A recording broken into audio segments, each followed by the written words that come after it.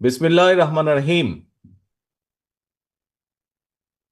নওগাঁ জেলা দ্বিবার্ষিক সম্মেলন উপলক্ষে আয়োজিত আজকের এই অনুষ্ঠানের সম্মানিত সভাপতি জনাব রেজু, মঞ্চে উপস্থিত স্থায়ী কমিটির সম্মানিত সদস্য জনাব ইকবাল মাহমুদ, উপস্থিত নওগাঁ জেলা বিএনপির নেতৃবৃন্দ, উপস্থিত আমাদের সাংগঠনিক বিভাগের সাংগঠনিক নেতৃবৃন্দ, ঢাকা একসময়ের ঢাকা মহানগরী দায়িত্বে নিয়োজিত জনাব বীর মুক্তিযোদ্ধা জনাব আব্দুল সালাম সহ আমার সামনে উপস্থিত নওগাঁ জেলা বিএনপির কাউন্সিলর বৃন্দ এবং সাথে অঙ্গ ও সহযোগী সংগঠনের প্রিয় নেতাকর্মী ভাই ও বোনেরা, আসসালামু আলাইকুম।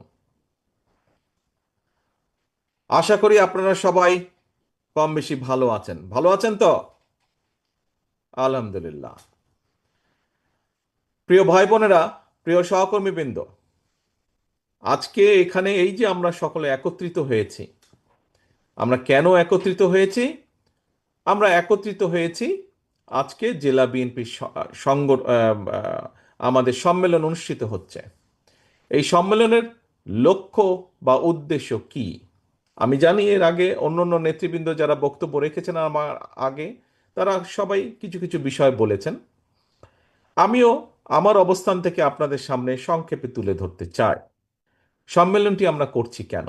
দেখুন, এই যে আমাদের প্রিয় দল বিএনপি, বাংলাদেশ জাতীয়তাবাদী দল, ক্যামেরাম্যানে যে আছেন, ক্যামেরার পেছনে দায়িত্বে যে আছেন, আমাকে দয়া করে কাউন্সিলররা যেদিকে বসে আছেন ক্যামেরাটা ওই দিকে আপনি ফোকাস করেন। আমি কাউন্সিলরদেরকে দেখতে চাই, মঞ্চটা না, কাউন্সিলর বিন্দুকে দেখতে চাই আমি। ক্যামেরাটা ঘুরিয়ে দেন, ঠিক আপনার পেছন দিকটা আমাকে দেখান। হ্যাঁ, এই যে মঞ্চ থেকে ফোকাসটা দেন, যাতে আমার সামনে যারা আছে, আমি মঞ্চের সামনে যারা আছে সবাইকে দেখতে পাই, সাইড থেকে না, মাঝামাঝি জায়গা থেকে দেন। জি, ধন্যবাদ। এখন প্রিয় নেতৃবৃন্দ, প্রিয় সহকর্মীবৃন্দ, এই যে আমাদের প্রিয় দল বিএনপি, এটি কিন্তু একটা বিশাল বড় দল, এবং বিশাল বড় দলটাকে যদি আপনি কম্পেয়ার করেন, বিশাল বড় একটি পরিবার। আমাদের প্রত্যেকের কিন্তু পরিবার আছে, পরিবার কিছু নিয়ম নীতি আছে, পরিবারটা কিভাবে চলবে, কিভাবে পরিচালনা হবে পরিবার, নিয়ম নীতি, রীতি নীতি, এগুলা থাকে পরিবারের মধ্যে। ঠিক দলটাও যে একটা বিশাল পরিবার, এই দলেরও কিছু রীতিনীতি নিয়ম কানুন আছে, নিয়ম কানুন থাকে, প্রত্যেকটি সংগঠনের থাকে, প্রত্যেকটি পরিবারের থাকে। সেই নিয়ম কানুন রীতির অংশ হিসাবেই কিন্তু একটি অংশ হচ্ছে এই যে সংগঠন।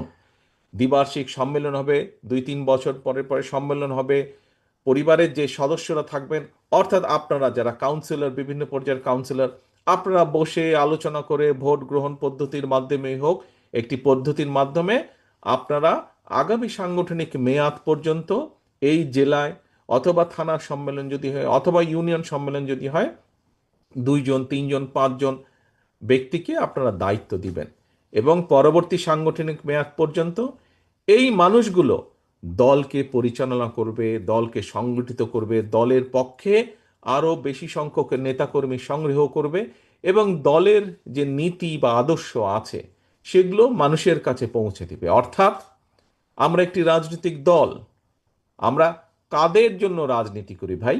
আমরা তো রাজনীতি করি এই দেশ এবং এই দেশের মানুষের জন্যই তো আমরা রাজনীতি করি, তাই নয় কি? কি ঠিক বলেছি ভাই?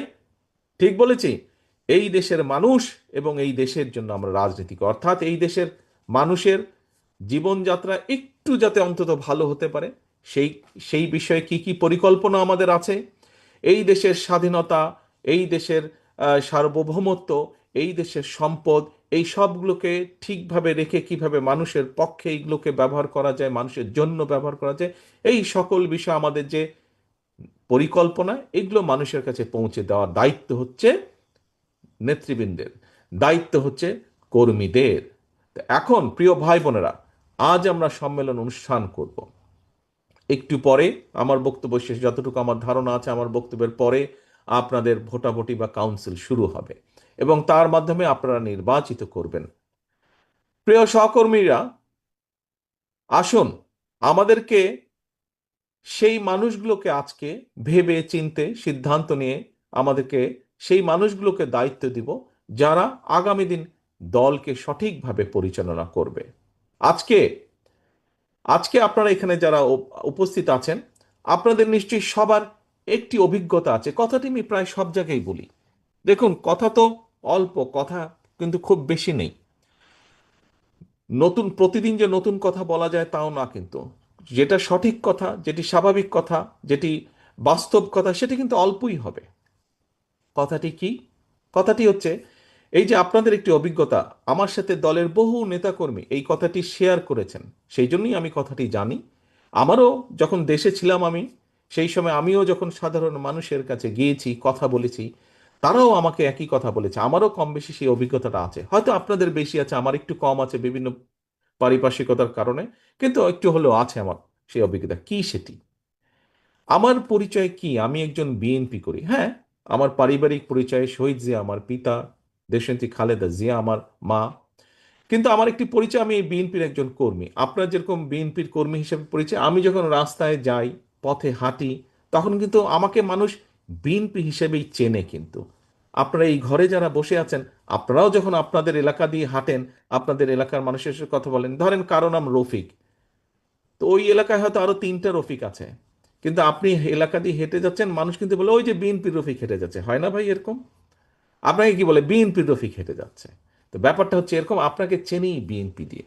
এখন আপনি যখন কোথাও যান, কোনো অনুষ্ঠানে যান, সেটি পারিবারিক অনুষ্ঠান হোক, সেটি সামাজিক অনুষ্ঠান হোক, ধর্মীয় অনুষ্ঠান হোক, যেটাতেই যান, আপনার কাছে কিন্তু সাধারণ মানুষ যারা দেশ নিয়ে সচেতন, দেশ নিয়ে চিন্তাভাবনা করে, বিষয় আশয় চিন্তাভাবনা করে, ভবিষ্যৎ চিন্তাভাবনা করে, হয়তো কোনো দল তারা করে না, কোনো রাজনৈতিক দল করে না, কিন্তু ওই মানুষগুলো কিন্তু আপনাদের কাছে আসে। বিশেষ করে আপনারা যারা বিভিন্ন পর্যায়ের নেতৃত্বের দায়িত্বে আছেন, আপনাদের কাছে এসে তারা জিজ্ঞাসা করে যে আচ্ছা ভাই, কি হবে, দেশের কি অবস্থা হবে, দেশের শিক্ষার, ছেলেদের মেয়েদের শিক্ষার ব্যবস্থা কি হবে, দেশের মানুষের চিকিৎসা ব্যবস্থা কি হবে, এরকম বিভিন্ন বিষয়ে জিজ্ঞেস করে। ঠিক বললাম না ভুল বললাম? করে না? করে তো মানুষ, জিজ্ঞাসা করে। আচ্ছা, তো এখন ভাই, নিজেকে আপনি জিজ্ঞেস করেছেন কখনো? কখনো কি নিজেকে জিজ্ঞেস করেছেন কেন আপনার কাছে এসে জিজ্ঞেস করে? পাশে তো ওই যে আরো 4টা রফিক আছে, কিন্তু আপনি 5 নম্বর রফিকটা আপনাকে জিজ্ঞেস করে কেন? আপনাকে জিজ্ঞেস করে একটি কারণে, কারণ জানে আপনি বিএনপির রফিক। বিএনপির রফিক, রফিক আপনি। বাকি যারা যারা শুধুই রফিক, তাদেরকে কিন্তু দেশ নিয়ে জিজ্ঞেস করে না, তাদেরকে জনগণ নিজেদের ভবিষ্যৎ নিয়ে কিন্তু জিজ্ঞাসা করে না। আপনাকে জিজ্ঞেস করে আপনি বিএনপির রফিক। কারণ একটি বিশেষ কারণ আছে এখানে। কারণ দেশের মানুষ বিএনপি নামক যে রাজনৈতিক দলটি, এই দলটির প্রতি মানুষ আস্থা রাখতে চায়, এই দলটির প্রতি মানুষের একটি বিশ্বাস আছে যে আচ্ছা ঠিক আছে, এরা আসলে হয়তো দেশের জন্য ভালো মন্দ একটা কিছু করবে তারা। এবং সেই জন্যই যখন আপনি যান, আপনাকে সেই বিএনপি হিসাবে তারা এইসব কিছু জানতে চায়, এসব জিজ্ঞেস করে। এখন প্রিয় সহকর্মীবৃন্দ, আপনি একজন ইউনিয়নের নেতাই হন, আপনি একজন ওয়ার্ড পর্যায়ের নেতাই হন, আপনি একজন থানা বা জেলা পর্যায়ের নেতা হন না কেন, আপনাকে আজকে একটি বিষয় উপলব্ধি করতে হবে, একটি বিষয় আপনাকে অনুধাবন করতে হবে যে বিএনপির নেতা হিসাবে আপনি যে পর্যায়েই হন না কেন, আপনার কিন্তু একটি বিরাট দায়িত্ব বোধ আছে, একটি বিরাট রেসপন্সিবিলিটি আছে আপনার এলাকার মানুষ, আপনার দেশের মানুষের প্রতি। কারণ মানুষের ওই ভরসাটা আপনার উপরে আছে, কিন্তু এই ভরসাটা ধরে রাখার দায়িত্ব কিন্তু আপনার, তাই নয় কি? আমরা আমাদের পারিবারিক অবস্থান থেকে কি দেখি? হয়তো পরিবারের কোনো মুরব্বী আছে, অথবা পরিবারের একজন সদস্য আছেন, আমরা যদি কোনো টেনশনে পড়ি, কোনো বিষয়ে কোনো কিছুর সমস্যায় পড়ি, সে পারুক না পারুক, কিন্তু তার কাছে কিন্তু আমরা পরামর্শের জন্য যাই। আচ্ছা, কার কাছে পরামর্শ নেওয়া যায়? অমুক মানুষটার কাছে পরামর্শ নেওয়া যেতে পারে। কেন? যে সে সবাইকে মোটামুটি ভালো পরামর্শ দেয়, চেষ্টা করে তাদের বিপদে আপদে থাকে, থাকে না? প্রত্যেক পরিবারেই তো থাকে আত্মীয় স্বজন, বন্ধু বান্ধবের মধ্যে এরকম একজন মানুষ থাকে। প্রিয় নেতৃবৃন্দ, সহকর্মীবৃন্দ, বিএনপি হচ্ছে দেশের মানুষের জন্য ওই রকম একজন সদস্য, ওই রকম একজন বিষয়। বিএনপি দেশের মানুষকে, দেশের মানুষ সেই জন্যই, এই দেখেন করোনা হলো, এই দেখেন বিভিন্ন সময় বন্যা হয়েছে, বিভিন্ন সময় বিভিন্ন প্রাকৃতিক দুর্যোগ হয়েছে, বিভিন্ন বিষয় হয়েছে, বিএনপির নেতাকর্মীরা কিন্তু যার যতটুকুই আছে কম বেশি, সেটি নিয়ে কিন্তু তারা সাধারণ মানুষের পাশে দাঁড়িয়েছে। প্রচুর এরকম ঘটনা আছে, দেশের সারা দেশের বিভিন্ন জায়গায় বিভিন্ন এলাকায় ঝড় তুফান যেটাই হোক, মানুষের ঘর বাড়ি ভেঙে গেছে, মানুষ অসুস্থ হয়েছে, বিএনপির নেতাকর্মীরা ডাক্তার নিয়ে গিয়েছে, তাদের ডাক্তারদেরকে নিয়ে গেছে, তাদের স্বেচ্ছাসেবক দলের নেতাকর্মীদেরকে নিয়ে গেছে, অথবা নিজেরা মিলে গ্রুপ নিয়ে গিয়েছে, যার যত চিরা মুড়ি যা পেরেছে দিয়ে কম বেশি মানুষকে সাহায্য করেছে, সহযোগিতা করেছে। মানুষ এটা দেখেছে। আপনারা দেখেছেন যখন শহীদ জিয়া দেশের দেশের দেশ পরিচালনার দায়িত্বে ছিলেন, আমরা দেখেছি তার আগে কি হয়েছে, দুর্ভিক্ষ হয়েছে, কিন্তু শহীদ জিয়া শুধুমাত্র খালগুলোকে কেটে খালে পানি এনে কৃষকের পানির ব্যবস্থা করে কিভাবে দেশের ফসল উৎপাদন দ্বিগুণ করেছিলেন, বৃদ্ধি করেছিলেন। প্রিয় ভাই বোনেরা, দেশের মানুষ প্রায় 20 কোটি। এই 20 কোটি মানুষের অর্ধেক নারী। এখন এই অর্ধেক জনসংখ্যাকে রেখে পিছনে রেখে কিন্তু আমরা দেশকে সামনে নিতে পারবো না। এবং একটি জাতিকে যদি সামনে এগিয়ে নিয়ে যেতে হয়, অন্তত বেসিক শিক্ষা ব্যবস্থাটা নিশ্চিত করতে হবে। আমরা কি দেখেছি দেশনেত্রী খালেদা জিয়ার সময়, এই অর্ধেক যে নারী সমাজ, এই নারী সমাজ যাতে শিক্ষার আলো থেকে বঞ্চিত না হয়, আমরা দেখেছি দেশনেত্রী খালেদা জিয়া নারীদের দ্বাদশ শ্রেণী পর্যন্ত নারীদের শিক্ষা ব্যবস্থা উনি বিনামূল্যের ব্যবস্থা করে দিয়েছিলেন, যাতে মেয়েরা বিনামূল্যে পড়ালেখা শিখতে পারে। এই যে মূল দুটি, এরকম আরো যদি আমরা বলি আরো অনেক এরকম বিষয় আছে, কিন্তু কি এই বিষয়গুলো, এই বিষয়গুলো দিয়ে আমি বোঝাতে চেয়েছি যে দেশের মানুষের জন্য, দেশের জন্য যে কাজটি করলে দেশ উপকৃত হবে, মানুষ উপকৃত হবে, এইরকম অনেকগুলো কাজ বিএনপি সেই সময় কাজ করেছিল। এবং এই সকল বিষয় দেখেই কিন্তু মানুষ ভরসা করে বিএনপির উপরে। প্রিয় ভাই বোনেরা, উপস্থিত সহকর্মী বৃন্দ, আপনাদের এখানে এই ঘরে যারা কাউন্সিলর হিসেবে উপস্থিত আছেন, কাউন্সিলর বৃন্দের বাইরেও বিএনপির বিভিন্ন পর্যায়ে, বিএনপির অঙ্গ সহযোগী সংগঠনের বিভিন্ন পর্যায়ের নেতাকর্মী বৃন্দ উপস্থিত, আপনাদের সবার কিন্তু একটি বিষয়ের ধারণা আছে, একটি বিষয় জানা আছে। কি? এই যে দেখুন, এখন পত্র পত্রিকা খুললে, টিভি খুললে আমরা একটি সংবাদ দেখি। কি সংবাদ? যে রিফর্ম নিয়ে, অর্থাৎ সংস্কার নিয়ে, বিভিন্ন বিষয়ে সংস্কার নিয়ে আলোচনা হচ্ছে।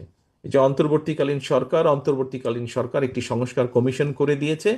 এই কমিশন বিভিন্ন বিষয় নিয়ে আলোচনা করছে, সংস্কারের বিভিন্ন বিষয় নিয়ে, যে কি কি সংস্কার করলে দেশের কি কি ভালো হবে। নেতৃবৃন্দ, আপনাদের প্রত্যেকের জানা আছে, প্রত্যেকের ধারণা আছে, এই যেই সংস্কারগুলোর বিষয়ে আলাপ আলোচনা হচ্ছে, এই সংস্কারগুলোর বিষয় আপনার দল, বাংলাদেশ জাতীয়তাবাদী দল বিএনপি, আজকে থেকে 2-2.5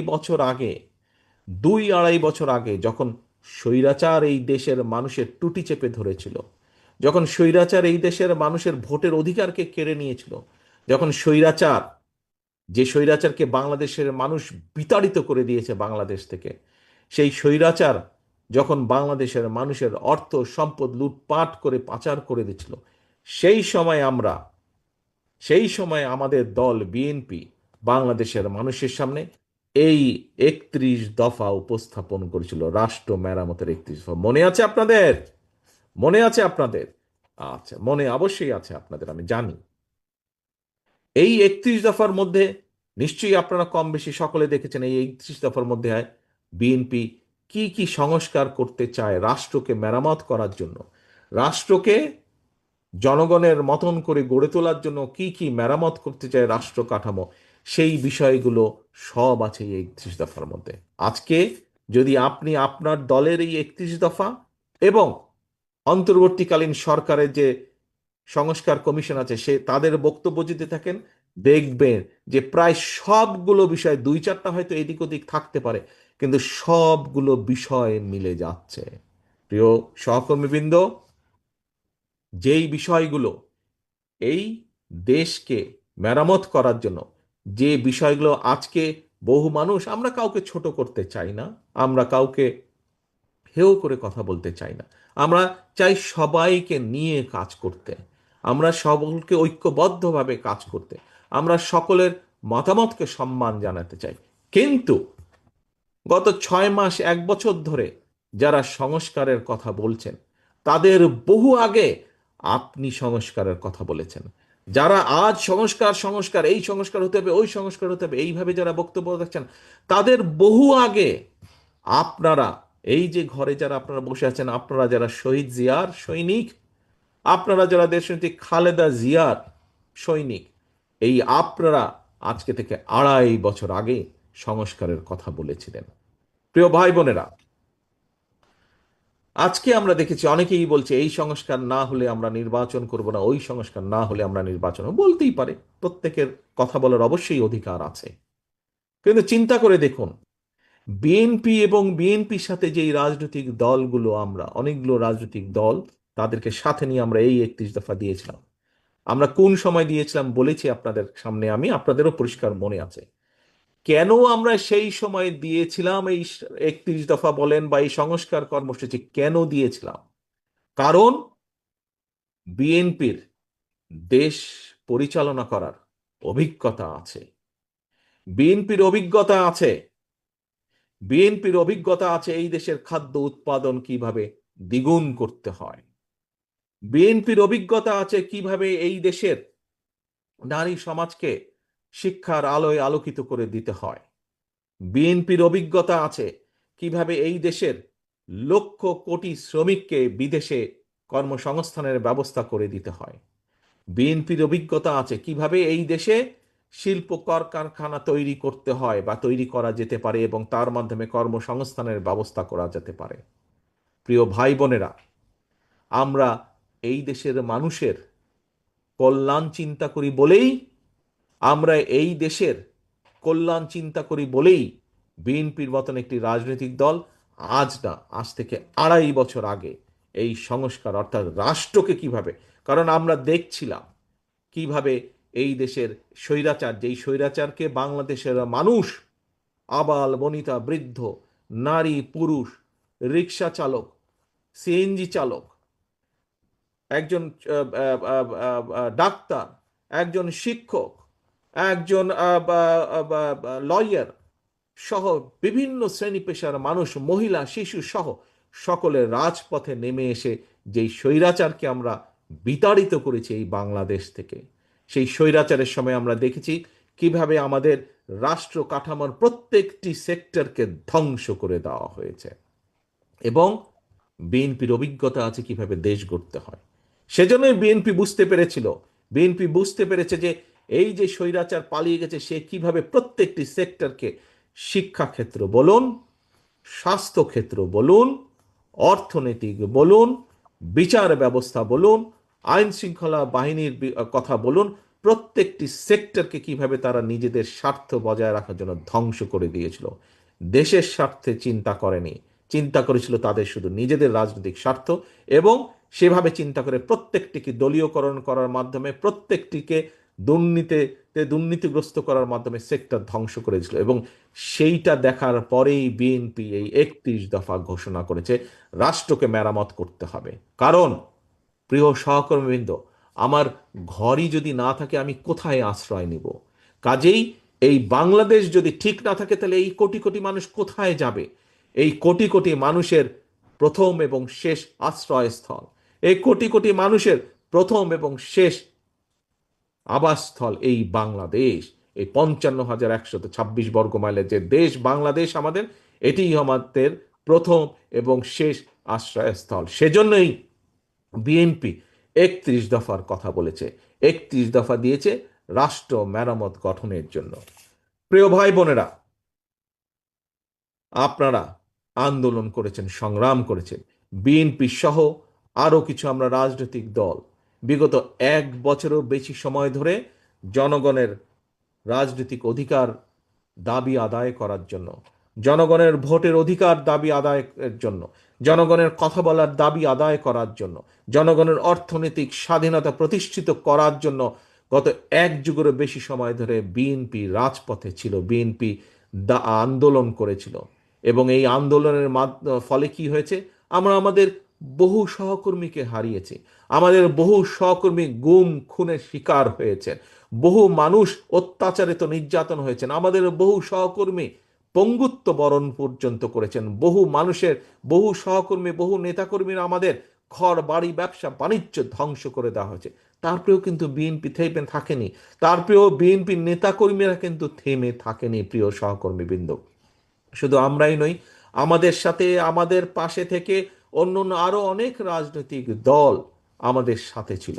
শুধু রাজনৈতিক দলের নেতাকর্মীরা নয়, রাজনীতি করে না এরকম সাধারণ মানুষ, শিক্ষক বলেন, ডাক্তার বলেন, উকিল মোক্তার বলেন, সাধারণ গৃহবধূ বলেন, সাধারণ মানুষ বলেন, এরকম বহু মানুষ যারা প্রতিবাদ করেছিল ওই স্বৈরাচারের বিরুদ্ধে, তাদের অন্যায়ের বিরুদ্ধে যারা প্রতিবাদ করেছিল, এরকম বহু মানুষ অত্যাচারিত হয়েছে, নির্যাতিত হয়েছে, এবং সে কারণেই রাজপথে নেমে এসেছিল সকলে, এবং তার ফলে স্বৈরাচার পালিয়ে যেতে বাধ্য হয়েছে।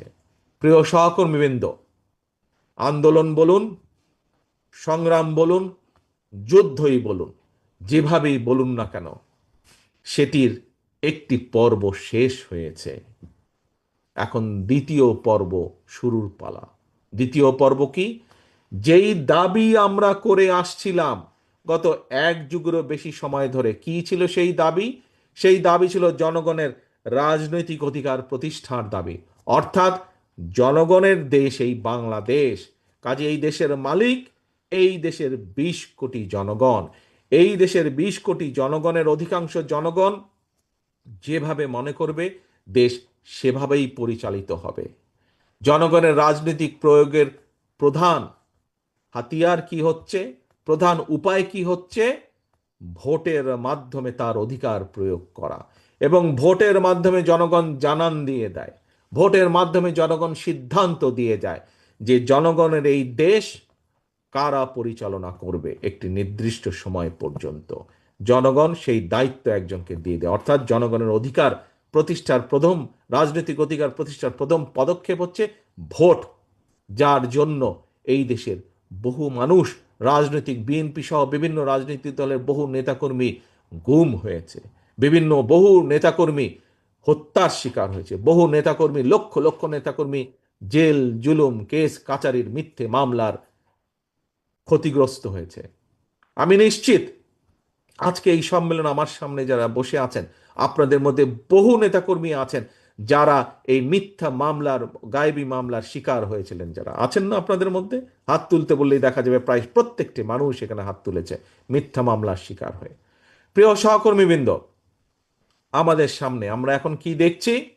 আমরা দেখছি যে যেই দাবি আদায়ের জন্য জনগণ রাজপথে এসেছিল, জনগণ একটি স্থিতিশীলতা চায়, জনগণ চায় এই দেশের সম্পদ জনগণের স্বার্থে ব্যবহৃত হোক, জনগণ চায় এই দেশের মাটিতে আইন শৃঙ্খলা বজায় থাকুক, জনগণ চায় এই দেশের ভবিষ্যৎ শিক্ষার্থী যারা, ভবিষ্যৎ বাংলাদেশ যারা, তারা ঠিকভাবে শিক্ষার সুযোগ পায়, জনগণ চায় এই দেশের মানুষ মিনিমাম তাদের স্বাস্থ্য সেবা পায়, জনগণ চায় এই দেশের মানুষ তাদের যোগ্যতা মেধা অনুযায়ী চাকরি বাকরি হোক আর ব্যবসা বাণিজ্য করার সুযোগ হোক, সেই সুযোগ যাতে পায়, অর্থাৎ একটি স্বাভাবিক পরিবেশ জনগণ প্রত্যাশা করে।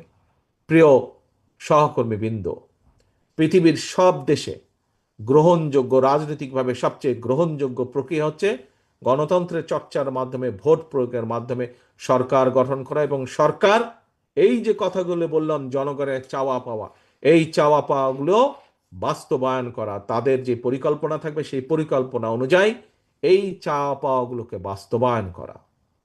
প্রিয় সহকর্মীবৃন্দ, প্রিয় ভাই বোনেরা, অন্তর্বর্তীকালীন সরকার বিশ্বের যে গণতান্ত্রিক প্রক্রিয়া, সেই প্রক্রিয়া অনুযায়ী ভোটের একটি সময় ঘোষণা করেছে, সকলেই আপনারা জানেন। আমরা আশা করছি ইনশাল্লাহ আগামী ফেব্রুয়ারি মাসে, অর্থাৎ আগামী রমজানের আগে এই বাংলাদেশের মাটিতে বাংলাদেশের মানুষের বহু প্রত্যাশিত যে একটি নিরপেক্ষ নির্বাচন, বহু প্রত্যাশিত বাংলাদেশের মানুষের যে রাজনৈতিক অধিকার প্রয়োগের যে হাতিয়ার, সেটি তারা প্রয়োগ করবেন তাদের অধিকার, এবং সেই প্রক্রিয়ার মাধ্যমে বাংলাদেশের মানুষ তাদের ভবিষ্যৎ দেখভালের জন্য, সঠিকভাবে দেখভালের জন্য তারা কাউকে না কাউকে নির্বাচিত করবেন। প্রিয় ভাই বোনেরা, একটি রাজনৈতিক দল হিসাবে, রাজনৈতিক দলের সদস্য হিসাবে অবশ্যই আমাদের প্রত্যাশা থাকবে যে জনগণ আমাদেরকে ইনশাল্লাহ নির্বাচিত করবেন। কিন্তু শুধু নির্বাচিত করলে হবে না, নির্বাচিত ভাই আপনি হয়ে গেলেন ইনশাল্লাহ, বা ইনশাল্লাহ নির্বাচিত আপনি হয়ে যাবেন যদি আপনি জনগণের আস্থা অর্জন করতে পারেন।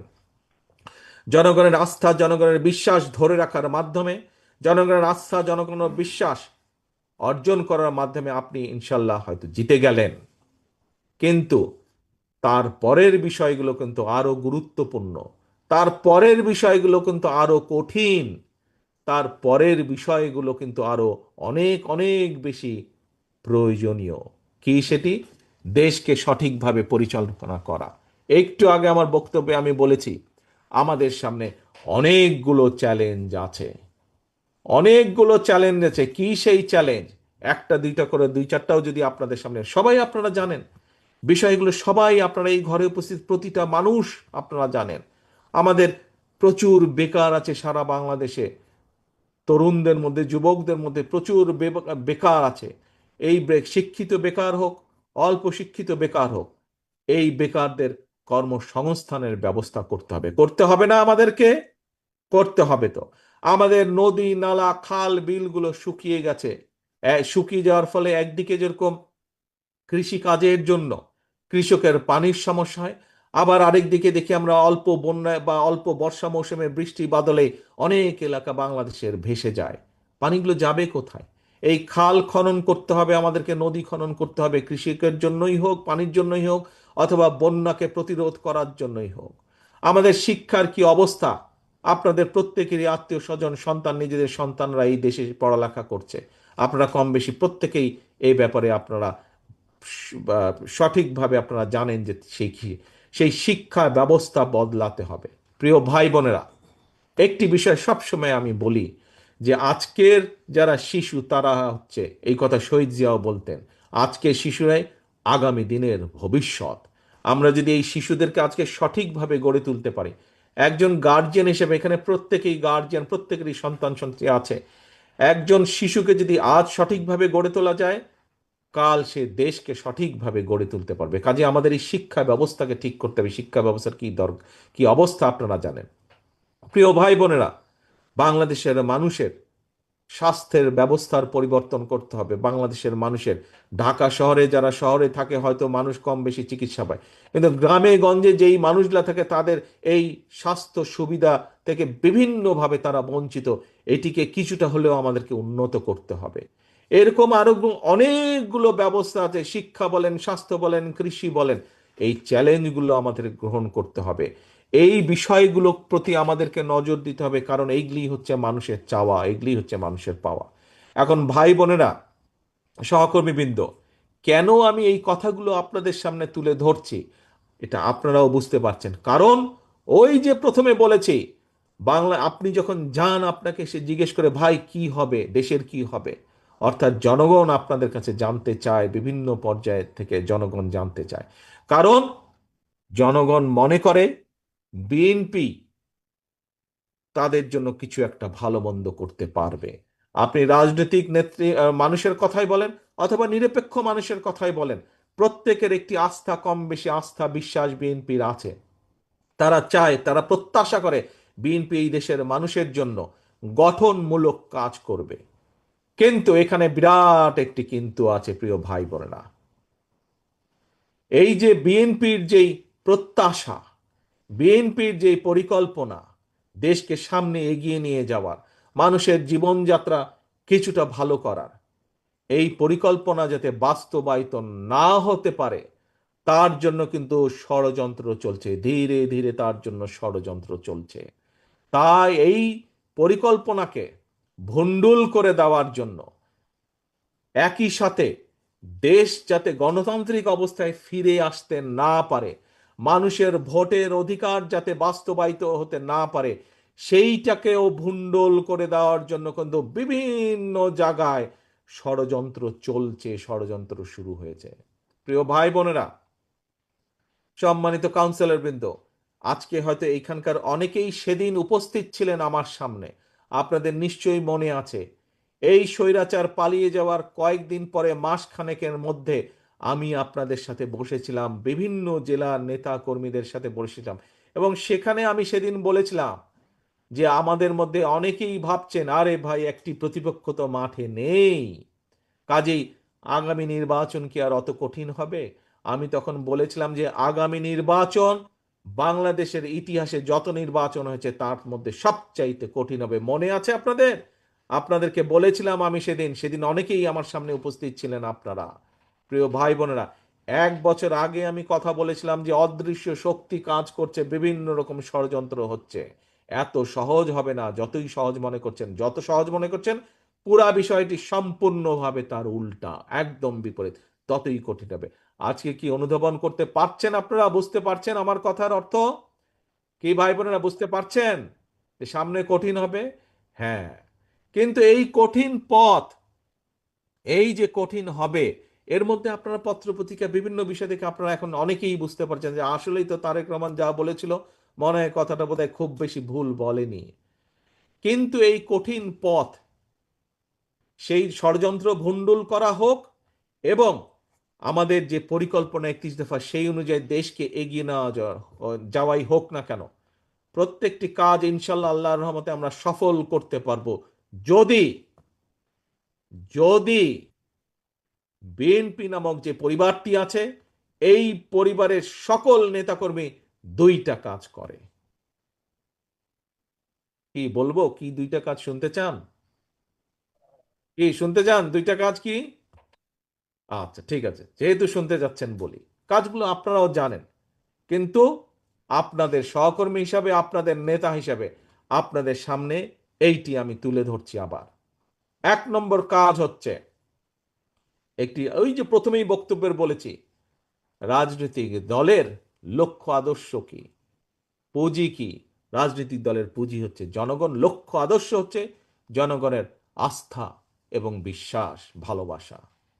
প্রিয় সহকর্মীবৃন্দ, এই ঘরে আপনারা শহীদ জিয়ার যত নেতা কর্মী আছেন, এই ঘরে দেশনেত্রী খালেদা জিয়ার যত সৈনিক আছেন, শুধু এই ঘরে না, আপনি বিএনপি হোক, আপনি যুবদল হন, ছাত্রদল হন, স্বেচ্ছাসেবক দল হন, মহিলা দল হন, মৎস্যজীবী দল হন, কৃষক দল হন, যেই হন না কেন, শুধু একটি পরিচয়, শহীদ জিয়ার কর্মী আমি, খালেদা জিয়ার সৈনিক আমি। এই ঘরেই শুধু না, সারা বাংলাদেশে, সমগ্র বাংলাদেশে শহীদ জিয়া, খালেদা জিয়া যত নেতাকর্মী আছে, প্রত্যেককে প্রত্যেককে সতর্ক থাকতে হবে, সচেতন থাকতে হবে একটি বিষয়, যে এমন কিছু করা যাবে না যেখানে আমাদের প্রতি জনগণের আস্থা এবং ভালোবাসা নষ্ট হোক, বিশ্বাস নষ্ট হোক। এই কাজটি করা থেকে 100% বিরত থাকতে হবে। পারবেন? পারবেন আপনারা? আমাদেরকে পারতে হবে ইনশাআল্লাহ। ধন্যবাদ। আমাদেরকে পারতে হবে, আমাদের চেষ্টা করতে হবে। একজন আরেকজনের দিকে নজর রাখবেন, যাতে আপনার পাশের সহকর্মীটি এমন কোনো কাজ না করে যাতে করে দল ক্ষতিগ্রস্ত হয়। একই সাথে, এটার সাথে 2 নম্বরে যাবার আগে 1 নম্বরেরই একই সাথে আরেকটি বিষয় খেয়াল রাখতে হবে। প্রিয় সহকর্মীবৃন্দ, এই ঘরে যারা আছেন আপনারা, আমি একটু আগেই বলেছি, আমার ধারণা, আমি মনে করি প্রায় প্রত্যেকেই আপনারা গায়েবী মামলার শিকার হয়েছিলেন না? হাত তুলেন তো, কাদের বিরুদ্ধে মামলা আছে, কারা এই স্বৈরাচারের সময় শিকার হয়েছিলেন এই বিভিন্ন গায়েবী মামলার? ধন্যবাদ। আপনারা অত্যাচার নির্যাতনের শিকার হয়েছিলেন, আপনারা বছরের পর বছর আদালতের বারান্দায় ঘুরেছেন। আমাদের এমন অনেক সহকর্মী আছে যাদের জেলে থাকা অবস্থায় তাদের পরিবারের, তাদের বাবা বা মা মারা গিয়েছিলেন, হাত করা পড়া অবস্থায় তাদেরকে জানাজায় নিয়ে যাওয়া হয়েছে। আমাদের নেতাকর্মী আছে, হাত করা পড়া অবস্থায় হাসপাতালের বারান্দায় মৃত্যুবরণ করেছে বিনা চিকিৎসায়। আপনারা সেই দলের কর্মী, সেই দলের নেতা। 60 লক্ষ নেতাকর্মী আমার, যাদের বিরুদ্ধে গায়েবী মামলা, মিথ্যে মামলা ছিল। প্রিয় ভাই বোনেরা, 1 নম্বরের প্রথম কথাটি বলেছি, প্রত্যেককে আমাদের সচেতন থাকতে হবে, আমাদের দ্বারা যাতে এমন কোনো কাজ না হয়। শুধু নওগাঁ না, 64টি জেলার 872,000 গ্রামের প্রত্যেকটি নেতাকর্মীকে সচেতন থাকতে হবে, এমন কাজ যাতে না হয় যাতে করে দল ক্ষতিগ্রস্ত হয়, জনগণের আস্থা বিশ্বাস নষ্ট হয়। একই সাথে আপনাদেরকে খেয়াল রাখতে হবে, মামলা আপনারা খেয়েছেন স্বৈরাচারের সময়, অত্যাচার নির্যাতনের শিকার আপনারা হয়েছেন। আপনার বাড়িতে রাতের অন্ধকারে ওই হেলমেট বাহিনী, হাতুড়ি বাহিনী আর দলীয় পুলিশ দিয়ে অত্যাচার নির্যাতন করা হয়েছে। প্রিয় সহকর্মীবৃন্দ, আল্লাহ চায় তো ইনশাল্লাহ সামনে আপনি দেশ পরিচালনা করবেন, জনগণের জন্য কাজ করবেন, আপনি হয়তো ইনশাল্লাহ আল্লাহ চাইলে আল্লাহর রহমতে এই দেশের জনগণের সমর্থনে আপনি সরকার গঠন করবেন। আপনার পিছে কিন্তু এখন অনেক ঘুঘু ঘুরঘুর ঘুরঘুর ঘুরঘুর করছে। এই ঘুঘুদের প্রতি খেয়াল রাখতে হবে। এই ঘুঘুরা কারো না, এই ঘুঘুরা শুধু নিজের স্বার্থ বুঝে। তারা আসবে, তারা আপনাকে ব্যবহার করবে, তারা আপনার সুনাম নষ্ট করবে, নিজেদের স্বার্থ অধিকার করবে। তারা দলের সুনাম নষ্ট করবে, নিজেদের স্বার্থ অধিকার করবে, আবার সুরসুর করে দুঃসময় দেখলে তারা পালিয়ে যাবে। এই ঘুঘুরা যাতে আসতে না পারে, এই দলের স্বার্থকে নিজের স্বার্থে ব্যবহার করার জন্য সুযোগ না পায়, এই খেয়াল আপনাদেরকে রাখতে হবে। পারবেন? পারবেন এই ঘুঘুদেরকে দূরে রাখতে?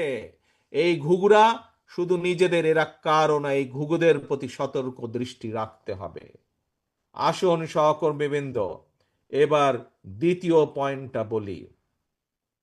ওই ষড়যন্ত্রকে যদি ঠেকিয়ে দিতে হয়, মানুষের অধিকার গণতন্ত্র প্রতিষ্ঠার ষড়যন্ত্রকে যদি ঠেকিয়ে দিতে হয়, যদি আপনার এই 31 দফা দেশ এবং জনগণের জন্য 31 দফা যেটি আপনি দিয়েছেন, সেটিকে যদি বাস্তবায়ন করতে হয়, তাহলে অবশ্যই অবশ্যই এবং অবশ্যই শহীদ জিয়া, খালেদা জিয়ার প্রত্যেকটি সৈনিককে আপন ভাইয়ের মতন, আপন ভাই বোনের মতন ঐক্যবদ্ধ থাকতে হবে যে কোনো মূল্যে। পারবেন? কে ভাইরা পারবেন না? কে এই রে দুর্বল, একদম হাত তুলে বলতে পারে না পারবো? জোরে বলেন পারবো ইনশাল্লাহ। প্রতিজ্ঞা করেন আল্লাহর নামে যে ইনশাল্লাহ আমরা ঐক্যবদ্ধ থাকতে পারবো। ধন্যবাদ সকলকে। এখন প্রিয় ভাই বোনেরা, তাহলে এই আজকের যে সম্মেলন, এই সম্মেলন নওগাঁ জেলার যে বিএনপি সম্মেলন, এই সম্মেলনের মাধ্যমে, এবং আরেকটি জিনিস খেয়াল রাখতে হবে, 1 নম্বরে যেই বিষয়গুলো বলেছি, আপনার এখানে বিএনপির নেতা কর্মী সবাই, অর্থাৎ মূল সংগঠনের, আমাদের আরো অনেকগুলো অঙ্গ এবং সহযোগী সংগঠন আছে, তাদের সকলের গার্জিয়ান আপনারা। বুঝেন তো নাকি? এটা তো বোঝেন আপনারা গার্জিয়ান বিএনপি হিসাবে। গার্জিয়ান হিসাবে আপনাদের দায়িত্ব থাকবে সকল অঙ্গ এবং সহযোগী সংগঠনের যে নেতাকর্মী আছে তাদের প্রতিও নজর রাখা, যাতে তাদের মধ্যেও কেউ এমন কোনো কাজ করতে না পারে যাতে জনগণের আস্থা এবং বিশ্বাস নষ্ট হয় বিএনপির প্রতি। এইটি গার্জিয়ান হিসাবে আপনাদেরকে এই দায়িত্ব পালন করতে হবে। এখন প্রিয় ভাই বোনেরা, ভোটের টাইম হয়ে যাচ্ছে, অনেক লম্বা কথা বলে ফেলেছি আমি। আসেন, আজকের এই যে সম্মেলন, এই সম্মেলনেতে একটি লক্ষ্য উদ্দেশ্য কি, আমরা ঠান্ডা মাথায় সুন্দর করে বিবেচনা করে আমরা আগামী সাংগঠনিক মেয়াদ পর্যন্ত কারা নওগাঁ জেলায় দল পরিচালনা করবেন তাদেরকে আমরা দায়িত্ব দিব। আজকে এখানে টোটাল কতজন দেখলাম? টোটাল প্রায় 15-16 জনের মতন বিভিন্ন 3টি পদে যারা এখানে কম্পিটিশন করবেন বা যারা কাউন্সিলরদের মতামত চাইবেন, আপনারা যে কোনো কয়েকজন ব্যক্তিকে দায়িত্ব দিবেন। এটি হচ্ছে আজকে আমাদের যেমন মূল বিষয়। একই সাথে আসুন আমরা তাহলে দুটি বিষয় আজকে এখানে প্রতিজ্ঞা করি। এক, যে কোনো মূল্যে নওগাঁ জেলার নেতা কর্মীরা আপন ভাই ভাইয়ের মতন, আপন ভাই বোনের মতন ঐক্যবদ্ধ থাকবে। এক। এবং দুই, যে কোনো মূল্যে নওগাঁ জেলার প্রত্যেকটি শহীদ জিয়া, খালেদা জিয়ার প্রত্যেকটি নেতাকর্মী সর্বোচ্চ চেষ্টা করবে জনগণের আস্থা এবং ভালোবাসা, বিশ্বাস ধরে রাখার জন্য সর্বোচ্চ তারা চেষ্টা করবে। কি ভাই, এই দুটো প্রতিজ্ঞা আমরা করলাম আজকে আমাদের সম্মেলনে ইনশাল্লাহ। প্রিয় ভাই বোনেরা, পরিশেষে আমি আজকে যে নির্বাচন পরিচালনা কমিটির প্রত্যেকটি সদস্যকে আজকের এই পর্যন্ত যে সুন্দরভাবে অনুষ্ঠানটি সম্পন্ন হয়েছে তার জন্য তাদের সকলকে আন্তরিকভাবে ধন্যবাদ জানাতে চাই। এবং আমি প্রত্যাশা করব এতক্ষণ সুন্দরভাবে যেভাবে এই অংশটি পরিচালিত হলো বা সম্পন্ন হলো, আমাদের পরবর্তী যে সম্মেলনের অংশ সেটি ইনশাল্লাহ সফলভাবে পরিচালিত হবে, সফলভাবে সম্পন্ন হবে। প্রিয় ভাই বোনেরা, সম্মেলনের সার্থকতা সফলতা কামনা করে এবং এবং আপনারা হাত তুলে আল্লাহর নামে যে দুটি প্রতিজ্ঞা করলেন, দলকে ঐক্যবদ্ধ রাখার এবং দলের প্রতি জনগণের আস্থা এবং বিশ্বাসকে ধরে রাখার যে দুটি প্রতিজ্ঞা করলেন, আপনারা অক্ষরে অক্ষরে সেই দুটি প্রতিজ্ঞা পালন করবেন, এই প্রত্যাশা রেখে আমি আমার বক্তব্য শেষ করছি। আল্লাহ হাফেজ। বাংলাদেশ জিন্দাবাদ। বাংলাদেশ জাতীয়তাবাদী দল জিন্দাবাদ।